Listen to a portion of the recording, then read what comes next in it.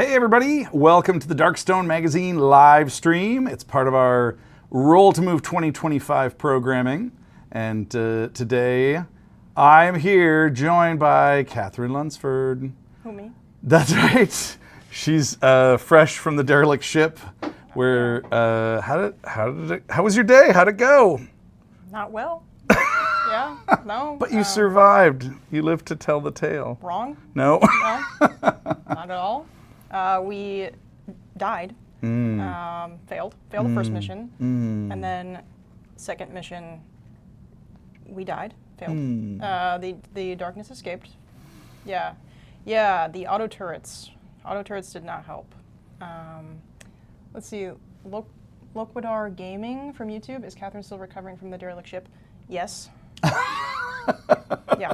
It's going to take some time. It's going to take a couple days, I think. Yeah, That was tough. to shake that off. And then you have to dive back in tomorrow. Yep. But tomorrow, not derelict ship. Where No. are you guys headed tomorrow? Blasted Wastes. That should go better. So just as Blasted easy, Wastes for is, sure. I mean, that's like a Yeah. nice, it's a vacation, really. Yeah. It's a vacation destination. Toes in the sand. Yeah. Toes in the sulfuric sand. Yep. Maybe take a dip in the acidic pools. Yeah. It'll be cool. Just don't stay out after nightfall. Yeah. So yes, Medwin says the auto turrets did not help.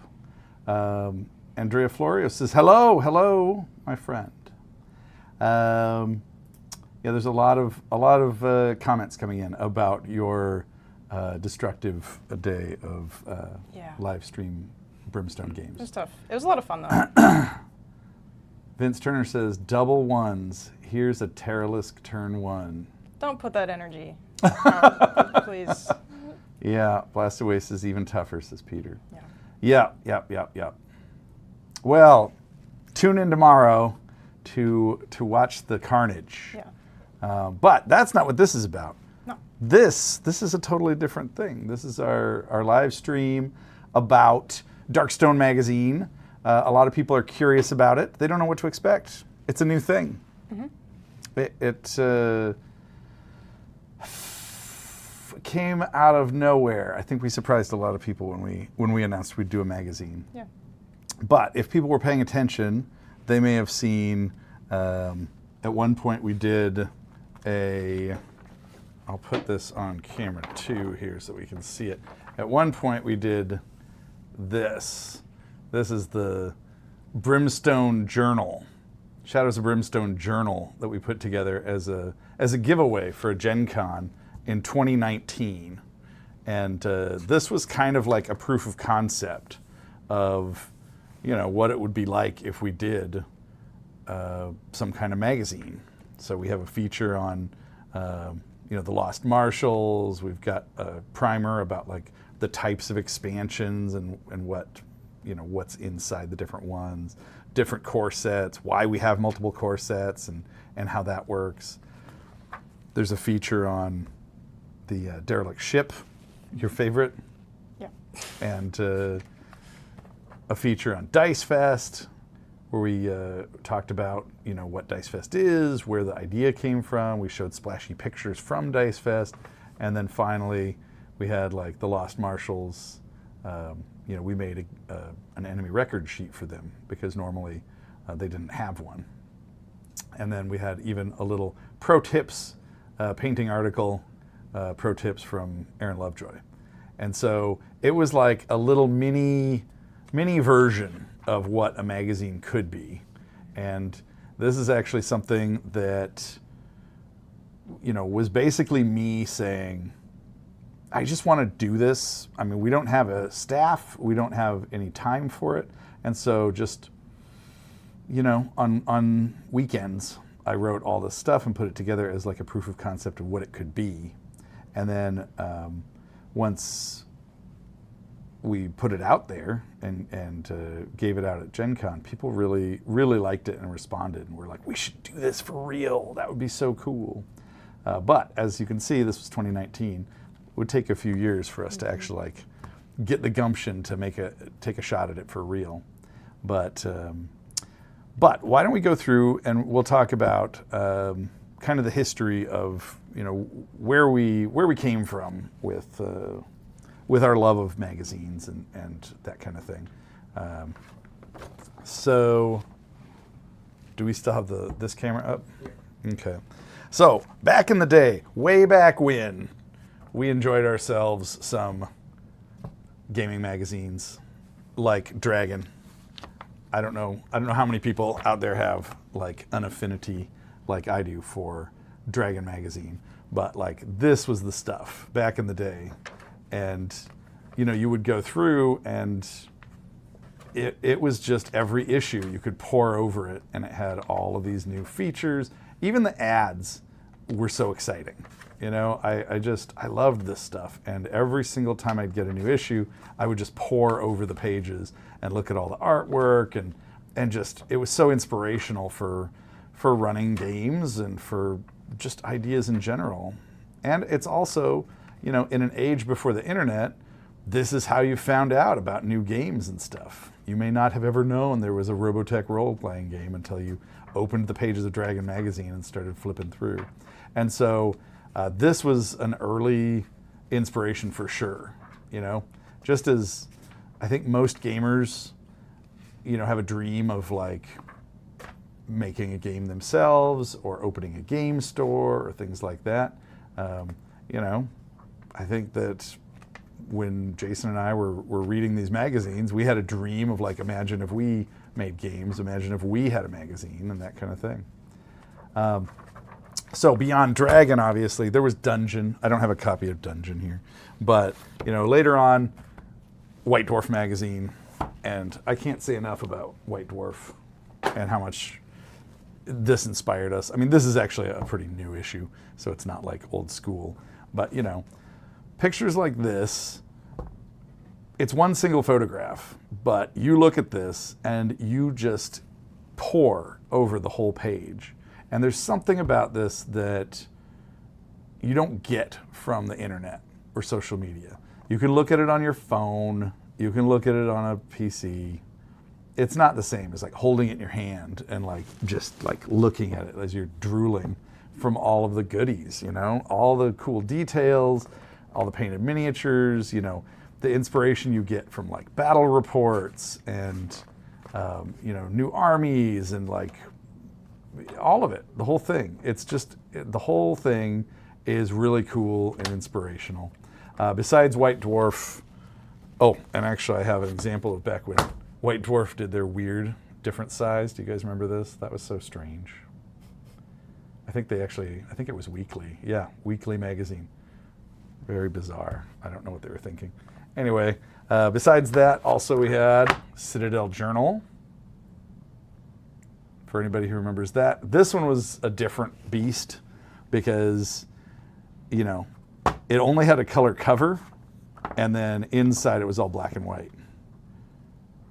And so it was, you know, it was just a different beast. So not as quite as much of the like full color splashy, you know, artwork kind of thing, but more fan driven. And this was kind of cool because it had, you know, fan written articles, features, new rules, photos of fan painted stuff. It was cool. All of these things went in the mix for our inspiration. Besides that, you know, Privateer Press with their No Quarter magazine. And this was very much White Dwarf-esque, you know, next generation. Very much taken from like the 90s Games Workshop, White Dwarf kind of thing. And again, it has articles that, you know, splashy pictures, you know, really cool painted minis, you know, articles and battle reports and just stuff that you want to read, along with painting articles and stuff like that. Even the ads are really exciting because it's new stuff that you didn't know about, you know? It's exciting stuff. So again, it adds to the mix of our inspirations for doing our own magazine. And then there's stuff that is not gaming. I didn't find offhand an issue of Star Wars Insider, but that was definitely an inspiration. But like these are genre magazines, you know, Star Trek. Here's Stargate, Lost magazine. and Doctor Who magazine. And this one especially is interesting because Doctor Who magazine is a British publication, and the British magazines are a little bit different. They do things where every page is kind of like filled with little details, lots of little things, and the way that they lay out the pages is a little different. I really like it. Every page has like a lot of little tidbits of information or images, and so we drew a lot of inspiration from that kind of thing as well. A lot of British magazines. And in fact, speaking about that, let's see, I have one. This is one that is not even, you know, a nerdy thing. It's a magazine about how it works, you know, engineering and things like that. But it's a British magazine, and again, they have this layout that I just find so interesting. So a lot of these were our inspirations. It's like, well, you know, by looking at examples like this, you can start to talk about what you like, what you don't like, and you start to realize that there's an art to this about the layout and the graphic design, and then, you know, what is pleasing aesthetically, what provides the best way of, you know, getting information across, what is a page that's actually fun to read. And, you know, you look at pages like this is a lot more interesting, you know, than just having just walls of text. And so this is something early on we were like, we want this. We want colorful, splashy, you know, entertaining. Each page is like a fun, visually interesting thing to delve into and explore. So that is kind of the origins, about like where we came from with this. The funny thing is, you see these examples and it's like, how old are these? You know, this is Stargate magazine. When was that out? Lost magazine. Like even the No Quarter Privateer Press magazine. Like these are not things, these are historic. And so, you know, this is unfortunately, print is dying or dead, possibly. And so in a way it seems like the worst time ever to launch a print magazine. Some people would say that makes no sense, but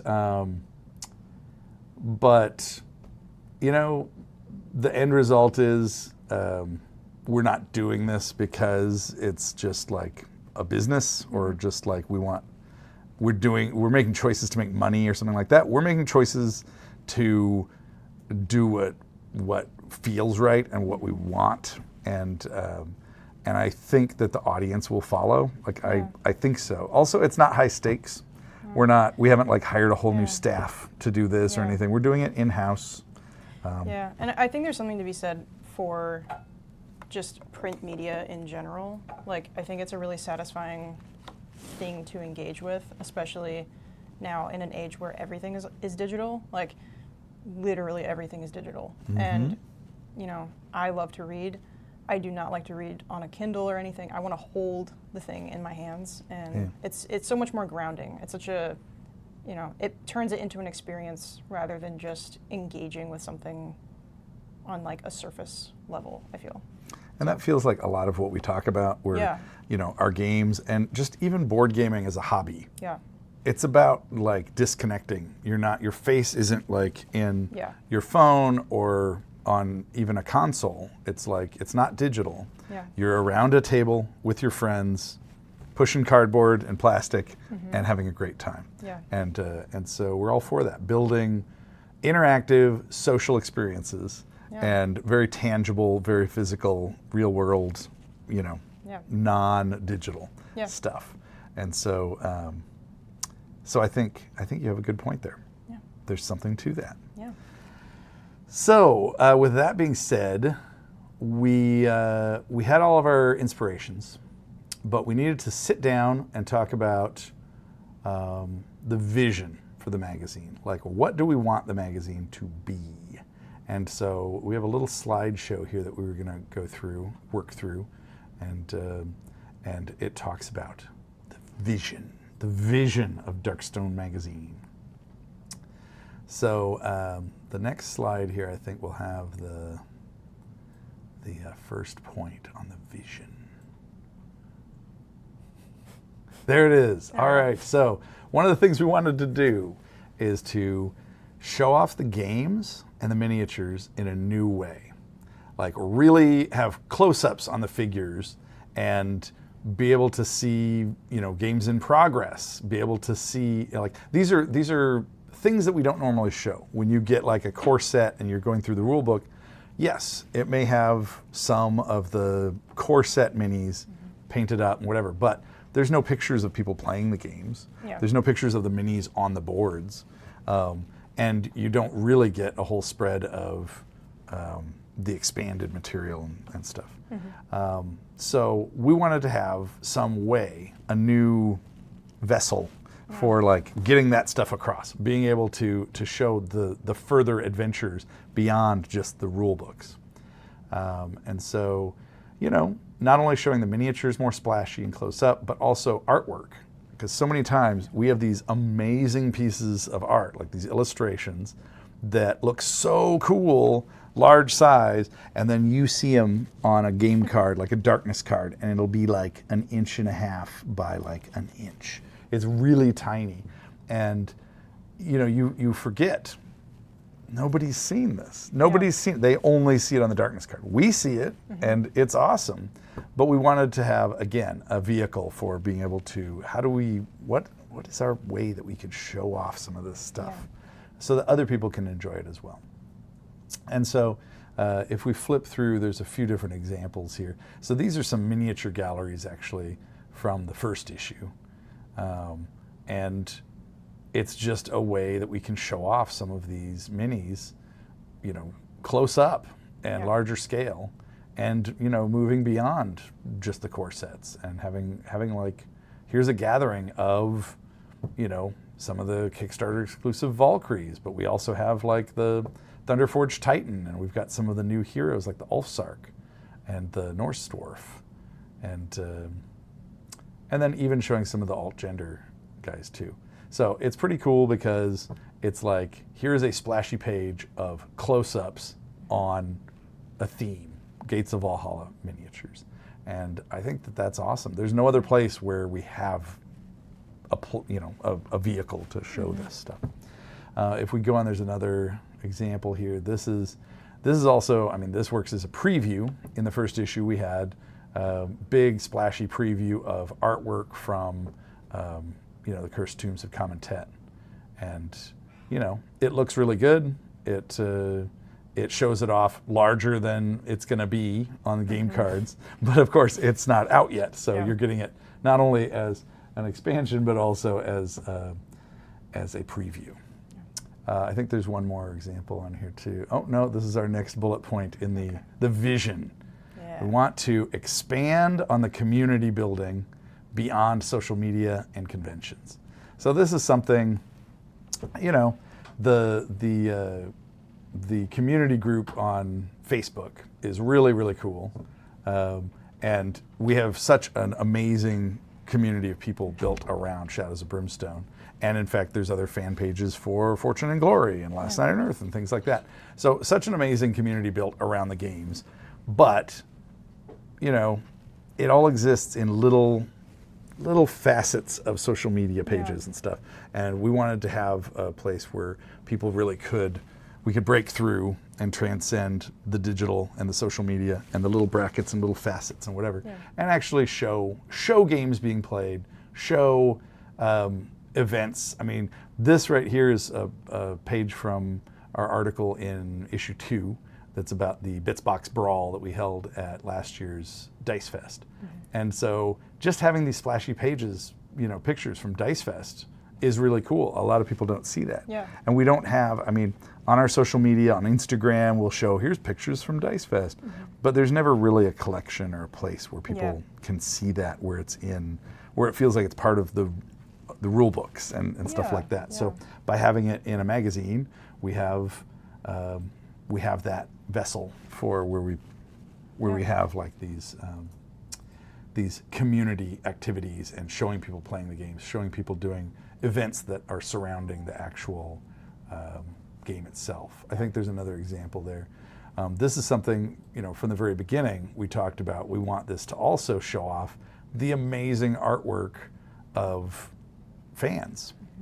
And when you go on to social media, on Instagram or the Brimstone community group or these places, people are constantly showing their unbelievable painted figures, their creativity where they've hollowed out parts of them and put in LEDs and build huge dioramas and so much creativity, and we wanted a place to showcase that. So we have a regular section called Fringe Dispatch, where we show off the work of fans. And this isn't really meant to be just paint jobs. Yeah. We may show off if someone built like a really cool, carrying case for organizing their Brimstone map tiles or something like that. It's meant to be all of it. So far, we've been doing a lot of the painted minis from fans, and it's really showy and it looks good. Yeah. So far, I mean, you've found these different ones for the Fringe Dispatch. Yes. Do you want to talk about where you go hunting and fishing for these things? Absolutely. Yeah, this is actually one of my favorite parts of working on the magazine. I really like going through and looking at what everybody's been working on. It's really cool. It's very inspirational for my own painting. But yeah, I typically go hunting in the Facebook group, in the community group. I spend a little time on Discord as well. So if you have posted your paints there or other projects, there is a chance I might see it. Might put it in the magazine. But we are taking some submissions at magazine, right? It's on the back page of every issue, right here at the bottom in red. It'll say, yes, and it is magazine@flyingfrog.net. Yes. So if you guys have some paint jobs or other projects you've been working on that you would like us to see, maybe have a chance of it showing up in the next issue, go ahead and submit it at magazine@flyingfrog.net, and we'll take a look. Yeah. Sounds good. Yeah. Let's go to the next slide here. This is another example, and this is actually from issue 2. Yep. But it's at the back of each issue we have like a Q&A section where we take questions, either something submitted for the magazine, like at that email address, or we'll use questions that people will ask in live streams like this, and we'll say, hey, that guy had a good question in that live stream last night. We should save that, put that aside, and then we'll put that into the Q&A. Yeah. And so every issue has that. We want to have this be really expand on the community and have it be interactive. Show the inspirational artwork, paint jobs, creativity of fans. Show pictures of conventions and events and things like that. Show pictures of games being played and miniatures on the table. And then also questions and answers. It's something that we've done for a long time in all of our live streams like this. A big portion of it is the Q&A section, and where we're basically taking questions from people and getting to talk about stuff interactively. So we wanted to have that be featured in the magazine as well. Yeah. So if we go to the next slide, we'll go to our next topic in the vision of the magazine. And this is to expand the lore beyond the products. So this is something, again, you've got the rule books and the adventure books, and we use all those pages to the fullest, and most of the time it's taken up with all these rules getting in the way of having like some cool lore and stories and kind of world building stuff. And I mean, I'm joking, but what I'm really saying is there's never enough pages. Yeah. We never have enough pages in the rule book or the adventure book to put in like all the kind of world building stuff that we would like to. And so we saw the magazine as a way that we could get some of this out there over time. Yeah. It's also, it's something that we build on. And actually you can see in the example, it was Last Train to Redemption Part 1 Jason, this is a short story that Jason wrote. It's really cool. It's a piece on the Western Express, and it will continue. It will continue on into issue 3. And then in the expanding on the lore beyond the products, I also have this example. This is the first page from one of our investigation reports. And this is specifically like a battle report, after action kind of report of a game of A Touch of Evil. Yeah. And that's something to touch on for a second. Touch of Evil. There you go. You know, we want to, I mean, the game Shadows of Brimstone does overshadow a lot because by the nature of the Kickstarters, it just generates like a ton of stuff. Yeah. And we're like unlocking and adding stretch goals and adding add-ons. And so it kind of, it builds up into this big thing, this snowball. And by the end, it's like, oh, we have years of product we have to make now. Yeah. Like the game just got so much bigger. And we've done this now 4 times. Yep. So the game is a very large game. It's a very expansive and awesome force to be reckoned with. But that doesn't mean that we don't love our other games. We have years of dedication and love, you know, and passion for those games, and we want that to be represented in the magazine as well. It's difficult because I think that a lot of the Flying Frog audience now is Shadows of Brimstone players. Sure. So you don't want to, you know, be a Brimstone player. Yeah. You get the magazine and you open it up and it's just all like Last Night on Earth and Fortune and Glory and Invasion from Outer Space or something. So we are working to like find that balance. Yeah. We always want all the games to be represented. We just want to make sure that it's like kind of in the correct proportion. And so that's something we're working on. Anyway, if we move on, I think we have possibly the last bullet point on this, and that is to support the hobby. Yeah. So we want to have a place where we can have articles on miniature assembly and painting, give people inspiration, but then also instruction. And so in both issues so far, we have articles. We have a regular series called Behind the Brush, and you know, this is something for years we've been doing, these Behind the Brush classes. Where Aaron Lovejoy runs them. And in fact, as we speak, Aaron Lovejoy is doing a Behind the Brush class on speed painting. So it's a very topical thing.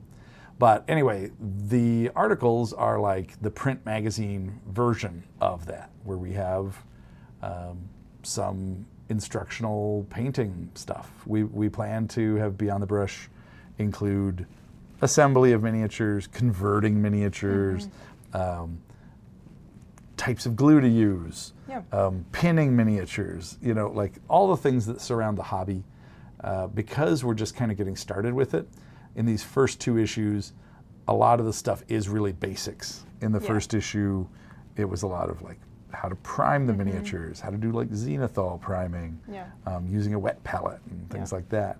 In the new issue, and I think we have another slide that's another page from this, we do have stuff about selecting colors and you know, base coats of miniatures, different tips and tricks and warnings in some cases, and so so we're still kind of like we're doing stuff that's really like the basics, but we may try to venture into more you know, expanded material.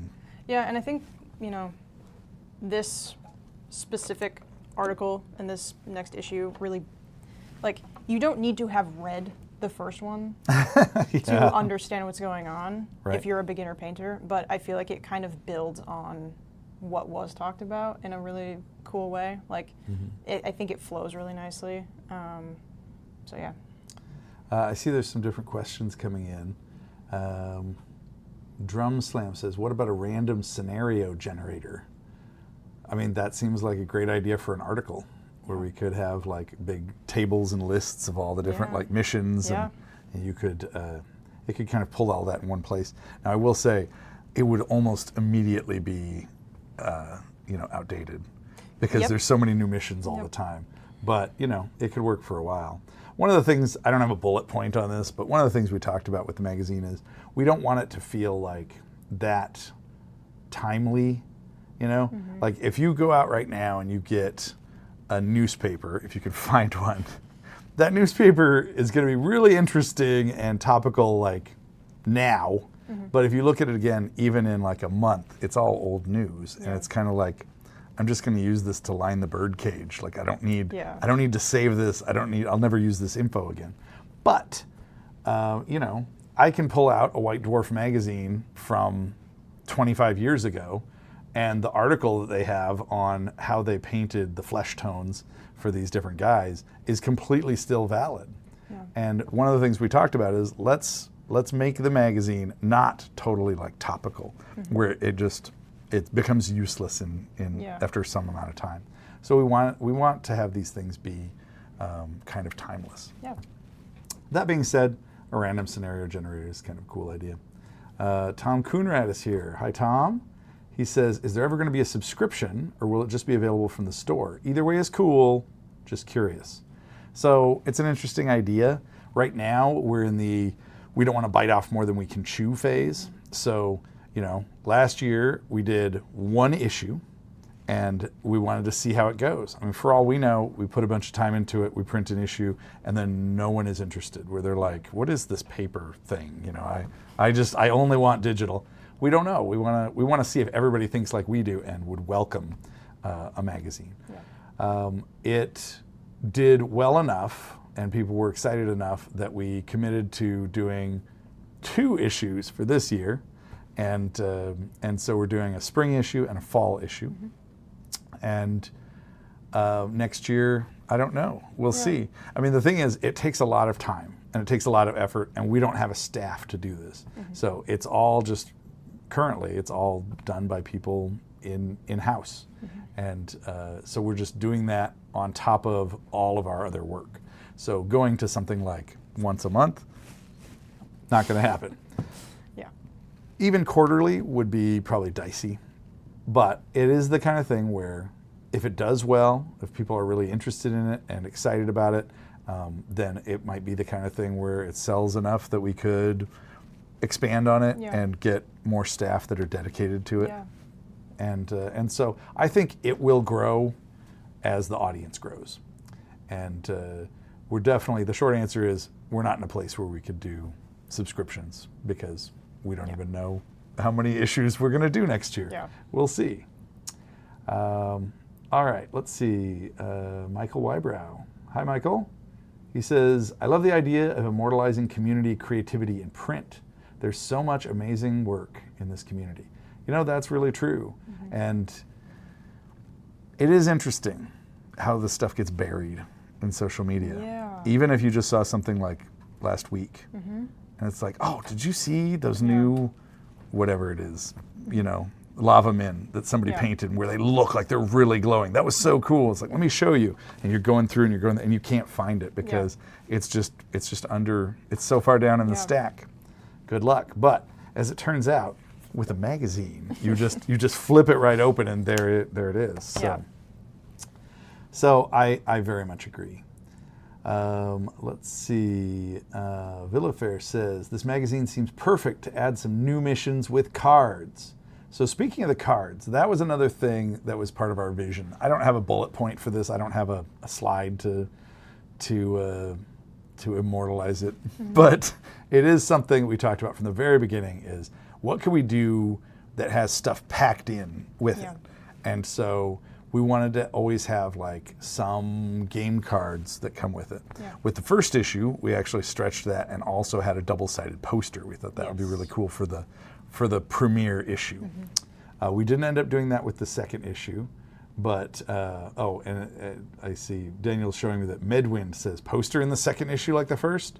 No, we did that for the first issue. It increases the cost quite a bit, and then also the weight for shipping and all that. So we didn't end up doing it. The other thing is that with the second issue, we ended up switching and starting to print it in America. That helped with the tariff situation and all that. And so it is a lot more expensive to print in America. Shipping is less. Yep. But yeah, on the whole, it's more expensive. Yeah. We ended up, raising the price by $2 for the magazine, and still, I think comparatively for how much magazines are now, it's actually a very, very cheap magazine. Yeah. On the lower end of cost. But I'm not saying we'll never do another poster. I think in the future we may do posters. We may do other things beyond just game cards. We've talked about how cool it would be to have a die-cut counter sheet or a map tile that could come with an issue or something. But we don't really plan for it to be just totally random. I've gotten a lot of magazines where it's like, 5 promo cards, and they're just super random. It's like, what is this? Yeah. And when you get them, the worst part is a lot of times the card backs and the size of the card and the shape of the card and the colors, like none of it matches at all because they printed just this one card, Right. possibly even at a different factory. So it's really important to us. The cards always need to match, and so yeah, that's kind of the baseline for each issue, that we'll have 6 game cards, and we don't want them to be random. They like fully are integrated into the issue. So those game cards are always supporting the articles and the short stories, and they all tie in some way. All right, let's see.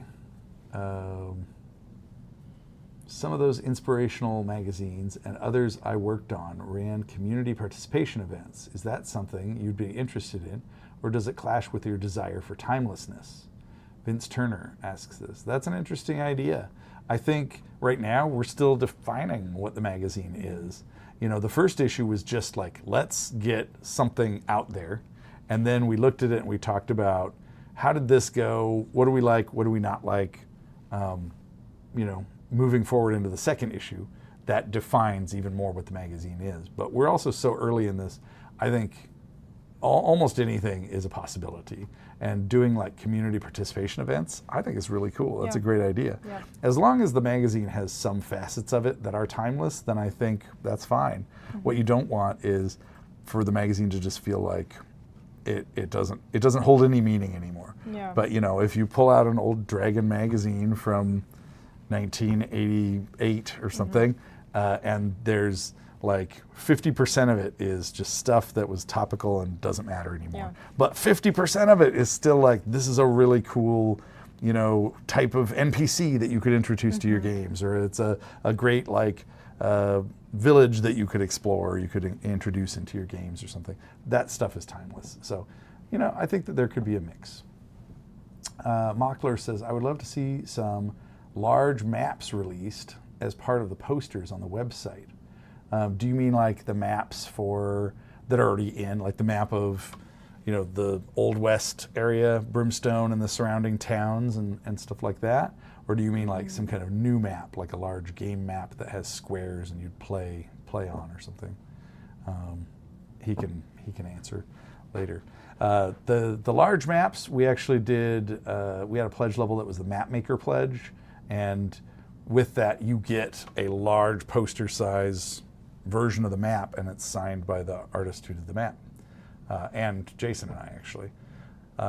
So we did create those and send them to Map Maker people.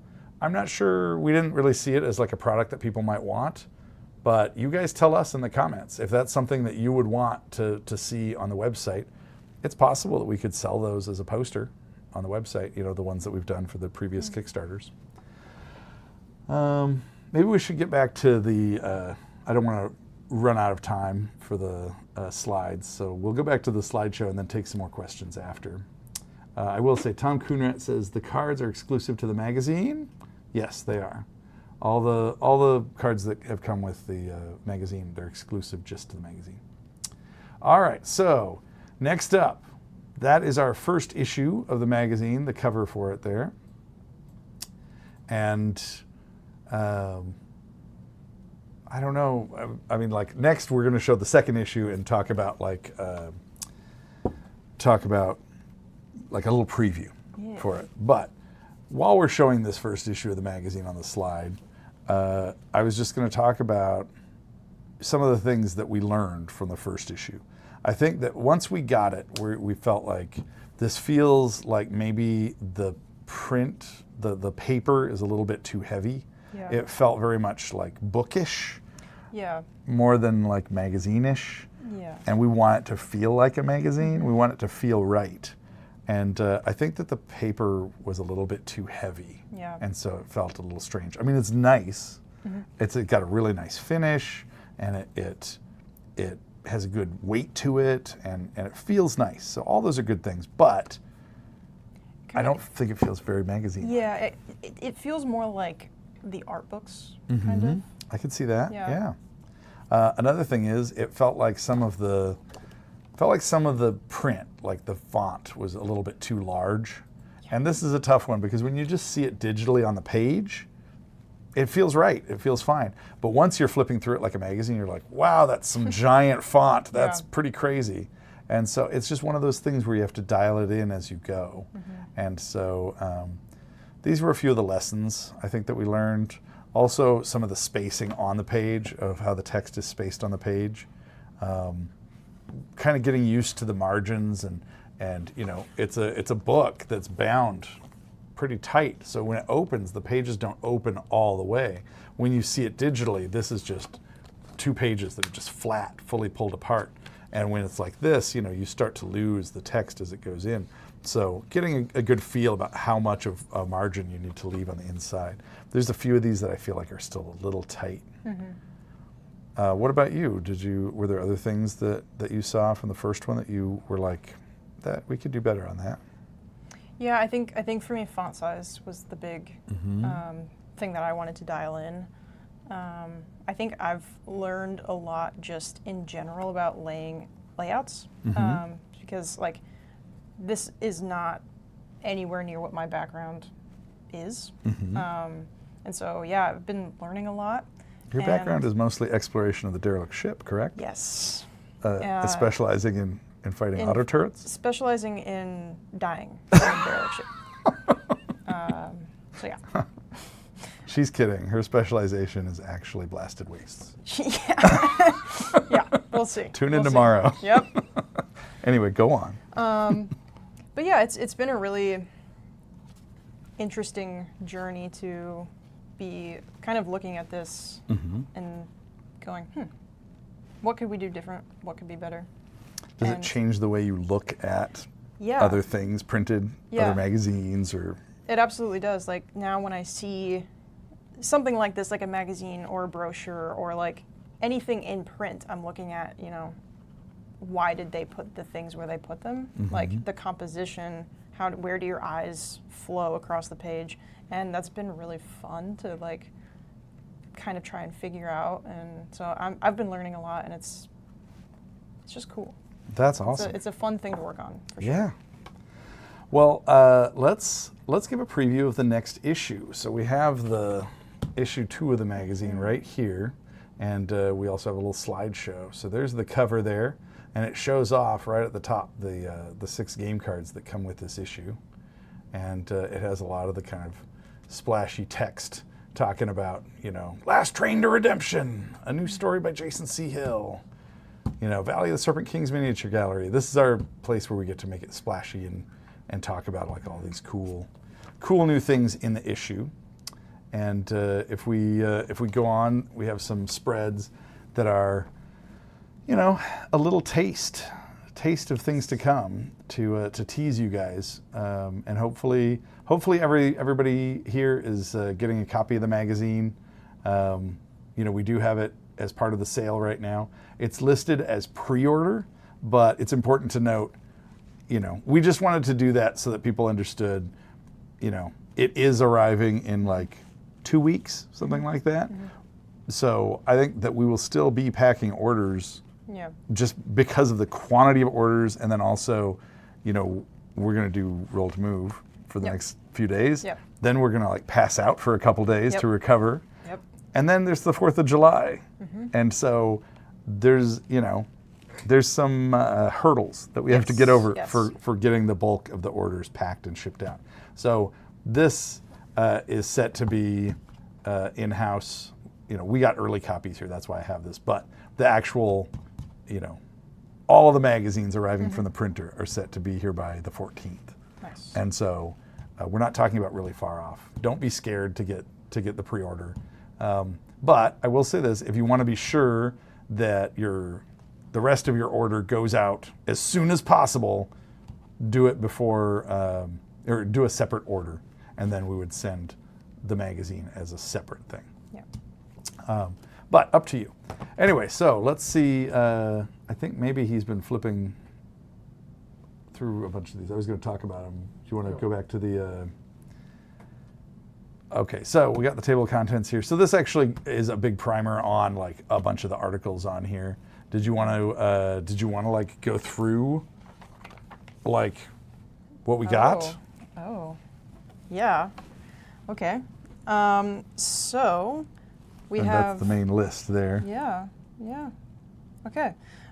So do you want me to just... Yeah, okay, go through and we'll right. just touch on each one. All right, so the first one we have is We Need a Hero. Take a closer look at the Norse dwarf.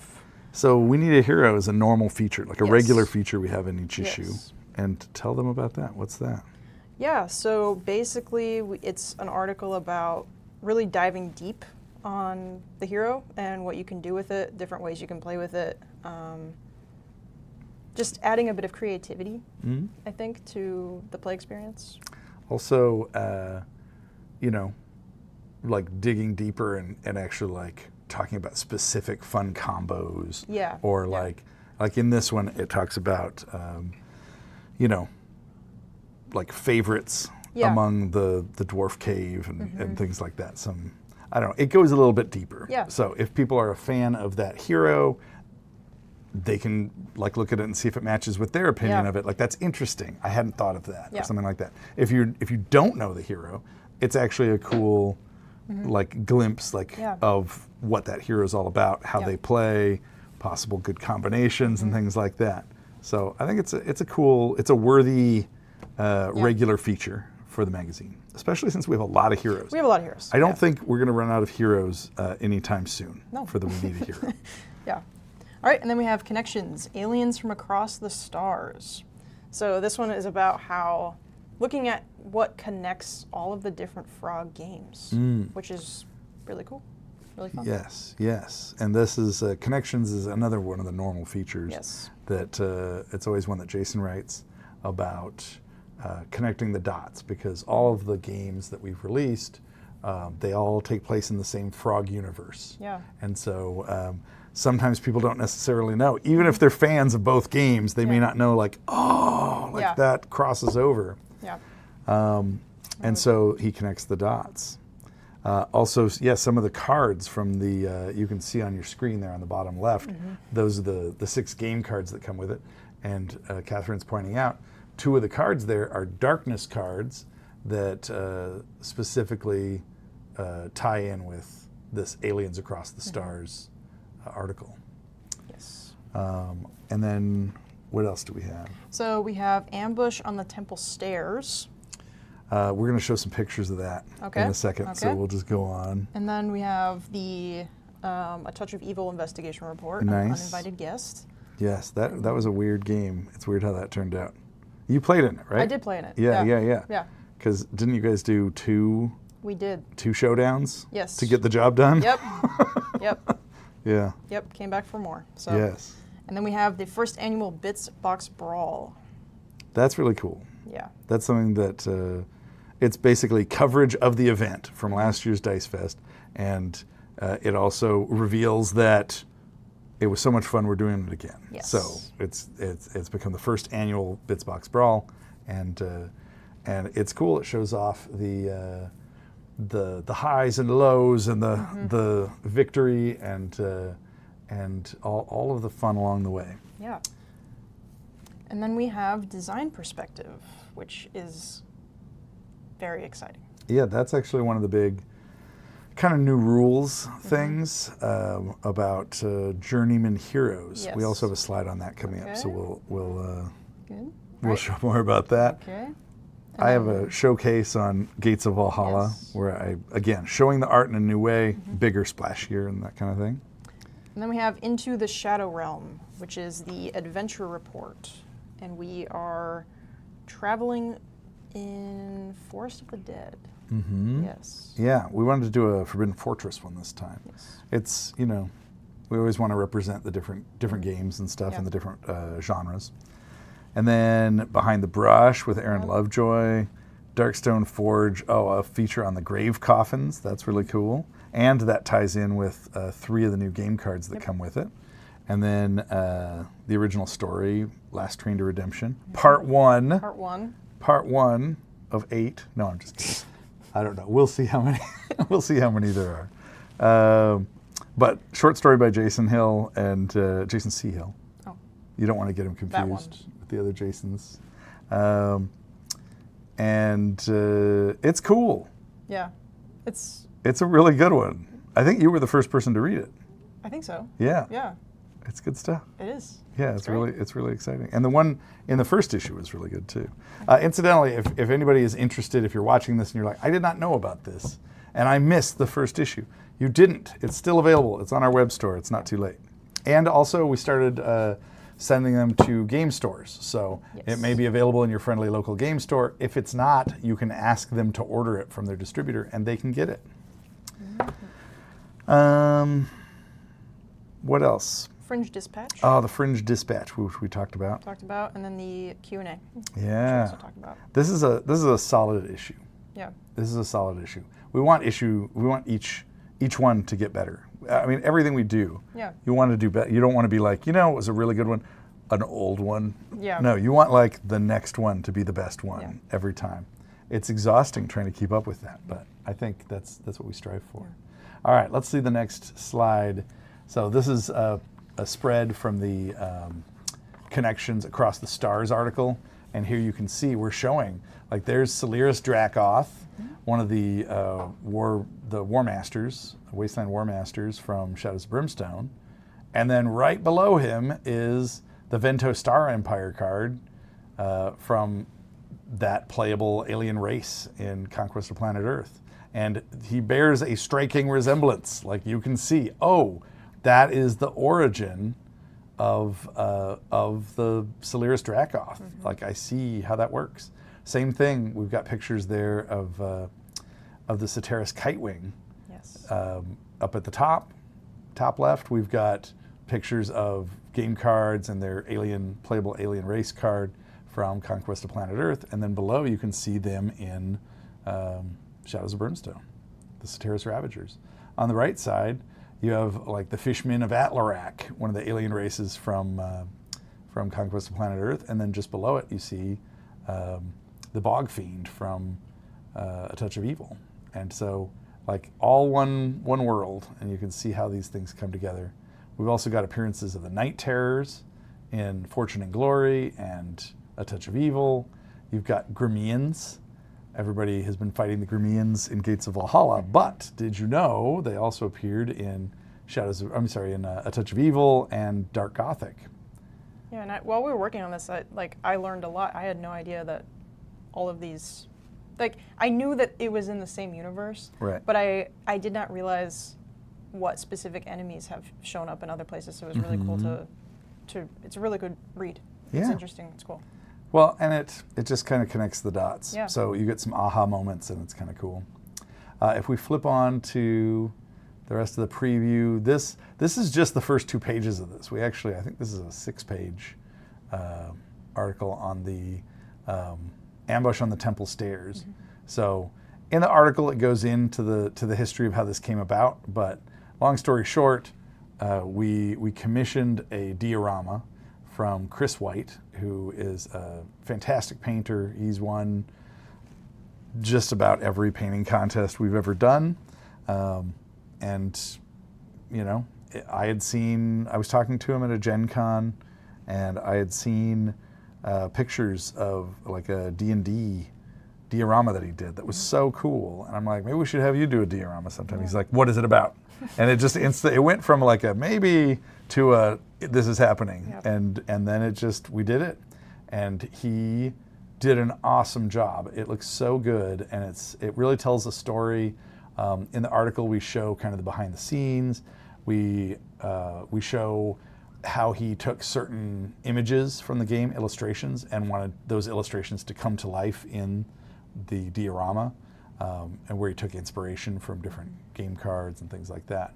So it is really cool. It's splashy. This is exactly the kind of thing that really could only be in the magazine. Yeah. Like, what other venue would we be able to showcase this really cool diorama Yeah. that we have? Yeah, I mean, you know? I think the only other place that people might have seen this would have been Dice Fest. Yeah, we've had it in the I- display case at Dice yeah, Fest. You and- could see it live. Yeah. Yeah. But I mean, that's, so many people haven't seen it, so it's Yeah. it's cool to be able to get it out there. I agree. All right, and if we spin on here, let's see. This is a splashy spread from the Bitsbox Brawl, coverage of the first annual Bitsbox Brawl. And you can see Aaron Lovejoy rocking the microphone there. He's interviewing people and generally distracting them while Yep. they are on a timer trying to build crazy concoctions from a box of bits. And this was just a purely joyful event. It was so much fun. And the best part is, whether you placed or not, you got a giant box of bits and Yeah. you built a unique creature, and you did it shoulder to shoulder with other like hardcore Brimstone fans. It was a real experience. It was awesome. I loved being there and being part of this, and it was so cool to be able to cover it in the magazine. All right, let's go on. I think this is the last slide we have for it, and this is the article, the design perspective article on the Journeyman Heroes. So this is a really cool thing that Jason had been kicking around this idea for a while, and it was basically to do mixing of hero classes and kind of mashups. So you can have a hero that starts as one class and then becomes another, almost like the way that the Orphan works, but different, but completely different. Yeah. But it's cool because he even created a specific. I don't have a slide for this, but there's a specific journeyman chart that gets added to your like upgrade chart for as your characters go up in levels. So this is the kind of thing that the magazine is made for. Yeah. You know, there's so much about this that is, it's like the reason to do this. Yeah. You know, and I flip through the pages and I go, this is why we're doing this magazine. And so far, each of the issues, I flip through it and I'm just like, this is the stuff. Like, this is what we were trying to do, and we're doing it. And so I'm really excited. I hope you guys like it as much as we do.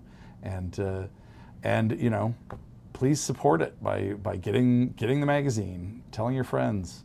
That's how we're going to be able to grow this and continue to do more issues per year, and have maybe be able to afford more staff to be dedicated to it and all that stuff.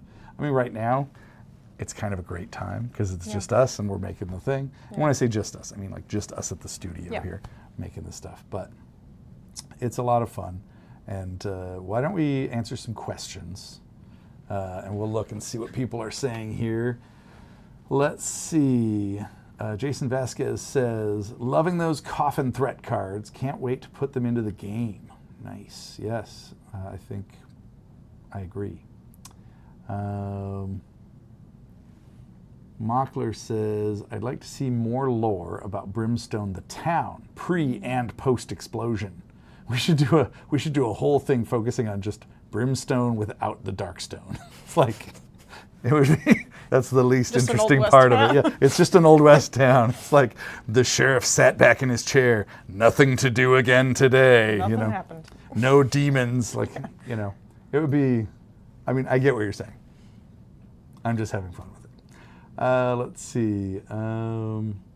Peter says, I've already bought mine. Yes. Thank you. All right, let's see. Mockler says, one critique would be worth adding game system icons to the index page to help players find articles related to A Touch of Evil, for example. That's a good idea. Yeah, we have that a little bit. We did it on the We Need a Hero page, where, let's see, as it takes me forever to find it, but I don't know if you guys can see that, but running down the length of the page here, we've got the hero set symbol that appears on all the hero cards. It's a cowboy hat. And it makes perfect sense for the cowboy. Once it was in the Norse dwarf one, people are like, why is there a cowboy hat on the Norse dwarf? And it's like, no, that's the hero symbol. Yeah. So we did that to kind of code it. So as you're flipping through, you could see, oh, we need a hero, we need a hero section. And then we also have it like here for this showcase on the Blasted Wastes. And we have like the Blasted Wastes icon. So this is something that we thought about. We just, we've done it a little bit. Yeah. It's not like throughout the whole thing yet, but that's a good point, and it's something we could expand on. Yeah. Let's see. Asset Gebnut says, can I just say, when I got the first magazine, I was really impressed with the quality, thickness of paper, and how many pages there were. Well done. Reminds me of my nerdy mags in the 80s. Fantastic. I don't think that we could have a better compliment than that. Yeah. Sorry, I'm dying slowly.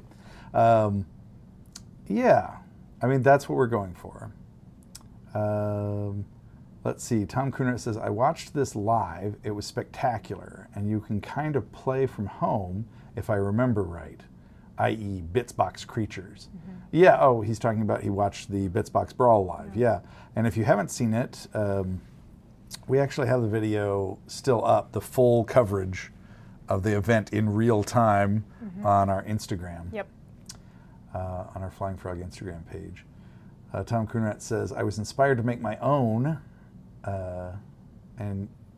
end game creature to fight. Nice. That's very cool. That seems like a kind of thing where in a future issue we could have like a feature on people's Bitsbox Brawl monsters that they made at home. That would be really cool, actually. And cover that. That would be really cool.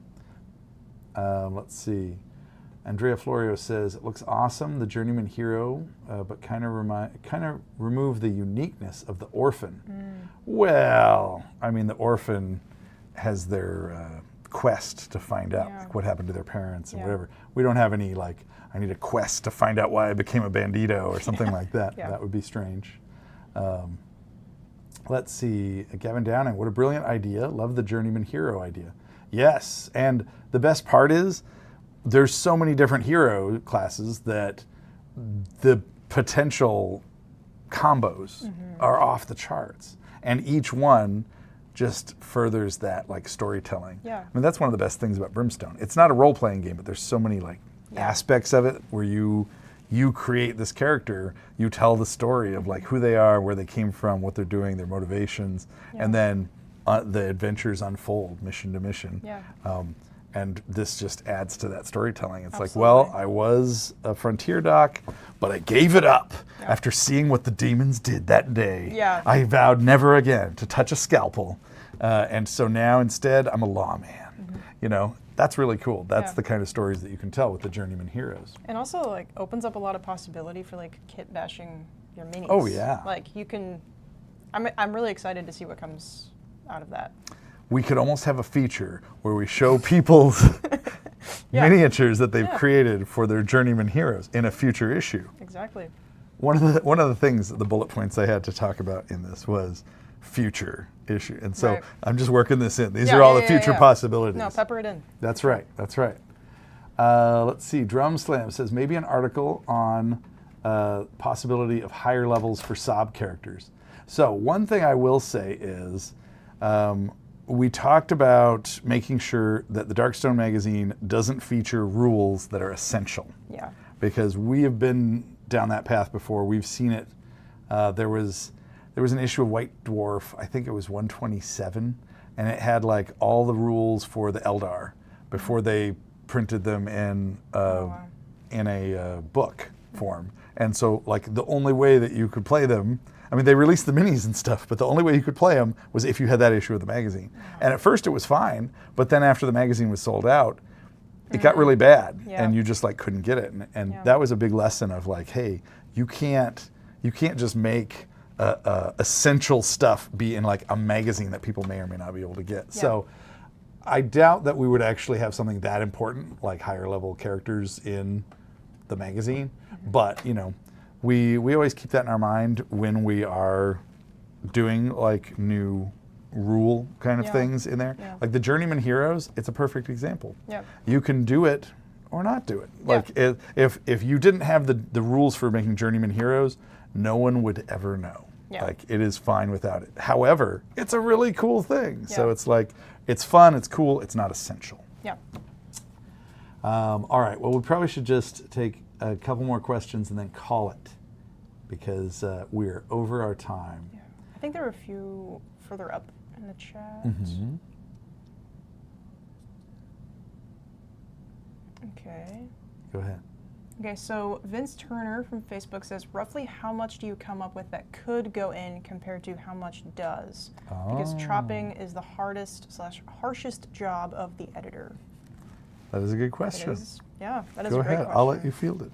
Yeah, I mean, a lot. We have a lot of things that we talk about and we throw around, a lot of ideas. Things get worked on for a little while and then we're like, oh, you know, maybe this isn't, it's a good article, but maybe it's not the right fit for the vibe Right? of this specific issue. So it is tough because, you know, it's very tempting to go, ooh, what if we had 50 more pages? Yeah, I Then we know. could have everything. It's true, and we did expand. We did. We went from 64 pages in the first one to the second issue, Yeah. 68. Yeah. And if this keeps up, it'll be 100 pages in no time. No, I'm just kidding. We'll Yeah. we'll see, but yeah, you know, it usually the process starts with we'll sit down with a bunch of people at the studio who contribute to the magazine, and we kick around ideas for let's just generate a list of a bunch of stuff that might be in Yeah. this issue, and then as people are working on them, they'll say, hey, forget that. Yeah. Like that idea, like I started working on it and I just decided this would be way more fun, and things get shifted around, and some things just get put off where it's like, you know what, that's going to be later. Yeah. And instead we'll bring this in. So it kind of, it's like a miasma, and Yeah. things sort of, it's like a big stew, and It it's is, cooking, yeah. and then stuff rises to the top, and once those carrots pop up, it's like those carrots are going in the issue. That's actually a really good, yeah. It's a very weird analogy. It is, but it and works. I'm getting hungry. Okay, sure. Anyway, but yeah, and in fact, with this issue, with issue number 2, we had a completely different cover that was Yep. that was already done and ready to go, and we had to pull it because we switched one of the articles that Jason was writing because he shifted gears and wanted to work on a different thing instead. Yep. So that will be in maybe issue 3 or 4. Yep. And so all of it, the cover and everything changed to shift that because you know, Jason demands it. I'm just kidding. Jason is just off camera right here, and so I have to have some fun. No, Jason cracked the whip. He said, "No." Just kidding. All right. So I think we should probably end Yeah. there, but we should probably say once again, Yes. we want this to be interactive, and if you guys have ideas for articles you'd like to see or features you'd like to see, or what other kind of stuff would they email us about? Or if you have any projects, so You mean like Fringe Dispatch stuff? kind of like that, yeah. Painted minis, Painted perhaps? minis. You mentioned storage. Like Or ways. like That's print. almost like a mini game Yeah. for Shadows of Brimstone. How I store my stuff. Yeah. Yeah, so just things like that. Things that you are excited for us to see. Yeah. And any other questions? Question and answer stuff. Question yeah. and answer stuff. So all of that, you guys can email us at magazine@flyingfrog.net, Yes. and that will be seen and reviewed and considered. And you Yes. never know, it might be featured in the next issue. Yep. So thank you guys so much for joining us for this live stream. Please tune in tomorrow to find out how Kathryn does in the Blasted Wastes. Yep. Please. Maybe Ida Please. can save you. You don't. don't know. That didn't sound Well, she's confident. the one failing all the dark spells. I don't know. I'm sure there's enough blame to go around. Yeah, It's well, okay. But thank you guys for joining us for Roll to Move 2025. We have lots more exciting games, events, live streams, hangouts coming up over the next few days, and we will see you guys soon. Thanks a lot. Thank you.